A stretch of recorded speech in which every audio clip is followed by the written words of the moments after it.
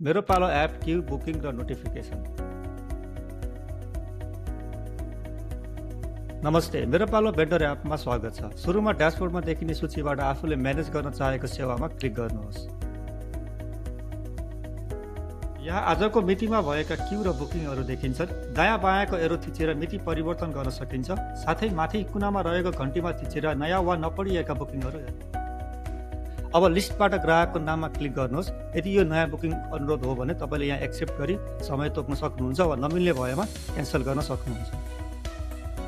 जब ग्राहकको पालो आउँछ उहाँलाई जानकारी दिन नोटिफाई बटन थिच्नुहोस् र ग्राहक पसल वा क्लिनिकमा आइपुगेपछि चेक इन बटन थिचेर सेवा सुरु गर्नुहोस्। सेवा प्रदान गरिसकेपछि अन्त्यमा कम्प्लिट बटन थिच्नुहोस्। यसले गर्दा सिस्टममा काम सकिएको देखिन्छ। यदि प्रक्रियामा केही समस्या आएमा रिजेक्ट पनि गर्न सकिन्छ। यसरी मेरो पालो एप प्रयोग गरेर तपाईँले ग्राहकको भिड, अपोइन्टमेन्ट र क्यूलाई मोबाइलबाटै एकदमै सजिलोसँग व्यवस्थापन गर्न सक्नुहुन्छ। आफ्नो व्यवसायलाई स्मार्ट बनाउन आजै मेरो पालोमा जोडिनुहोस्।